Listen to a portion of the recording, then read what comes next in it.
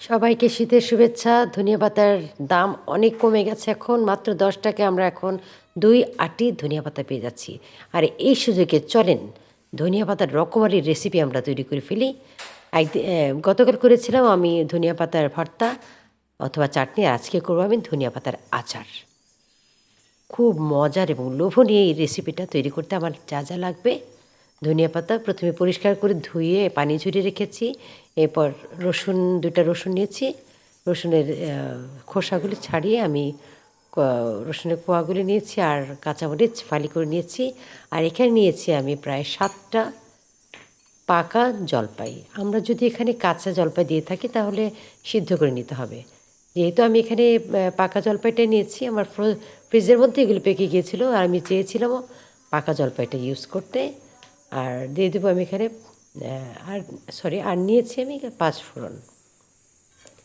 প্রথমে ধনিয়া পাতাগুলিকে আর একটু পানি শুকিয়ে নেওয়ার জন্য একটু ফ্রাই প্যানের মধ্যে একটু টেলে নিব, যেন আমাদের যে এক্সট্রা পানিটা লেগে আছে ধনিয়া পাতায় সেটা যেন শুকিয়ে যায়। আর জলপাইগুলিকে চটকে নিয়েছি। এখন আমরা ধনিয়া পাতাটাকে একটা ব্লেন্ডারে নিয়েছি, আর কিছুটা 1 টেবিল চামচ ভিনেগার দিয়ে দিলাম। এখন একে ব্লেন্ড করে নিব ধনিয়া পাতাটাকে। মজার এই রেসিপিটা তৈরি করতে খুবই অল্প সময় লাগে, কিন্তু খুবই মজা এটা, আর ইনগ্রেডিয়েন্টসও অনেক কম লাগে। হয়ে গেল আমার ধনিয়া পাতার পেস্ট। এবার আমরা চলে যাই চুলাতে।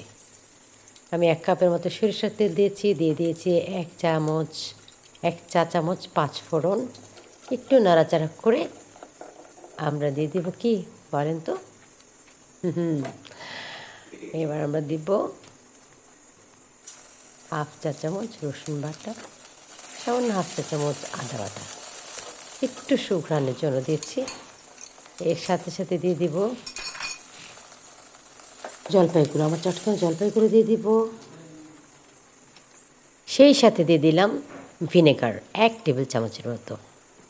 এবার আবার ঘুটানাটা করতে হবে ভালো মতন ঘুটে। এরপর দিয়ে দিলাম একটু লবণ টেস্টের জন্য। অবশ্যই আপনাদের টেস্ট মতো লবণটা দিবে। দিয়ে দিলাম লাল মরিচের গুঁড়ো 1/2 চা চামচের চেয়ে একটু বেশি দিয়েছি। আর দিব 1/2 চা চামচ হলুদের গুঁড়ো। আর আচারে কিন্তু সচরাচর লবণটা একটু বেশি দিলে ভালো, যেহেতু লবণটা একটা প্রিজারভেটিভ জিনিস, তাই লবণটা একটু বেশি দিলেই মন্দ হয় না। এরপর দিয়ে দিলাম আমার সেই রসুনের কোয়াগুলি দিয়ে দেবো, আর দিয়ে দেবো কাঁচামরিচগুলো। এবার আবারও নাড়াচাড়া করতে করতে আমার কাছে মনে হয়েছে যে তেলটা মনে একটু কম হয়েছে, তাই না?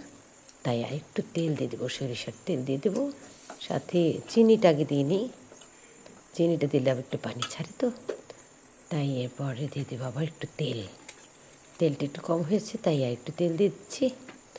এরপর আবার নাড়াচাড়া করতে করতে আমি প্রায় এটা 50% এটাকে সিদ্ধ করে ফেলবো।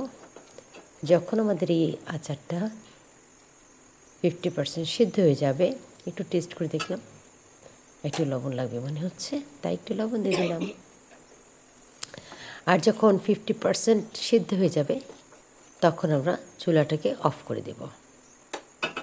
কারণ এটা কিন্তু রোদ্রে আরও রোদ্রে যখন আমরা শুকাবো তখন আমাদের কিন্তু এটা আরও সিদ্ধ হয়ে যাবে।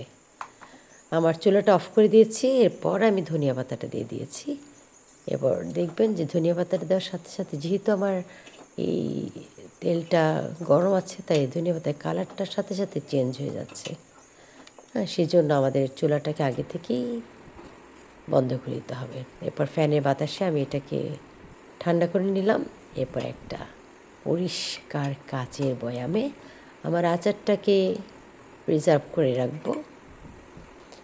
এরপর দিন আমি এটাকে রোদ্রে শুকাবো।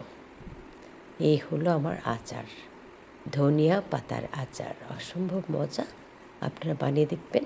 পোলার সাথে অথবা খিচুড়ির সাথে এটা অসম্ভব বানিয়ে যায়।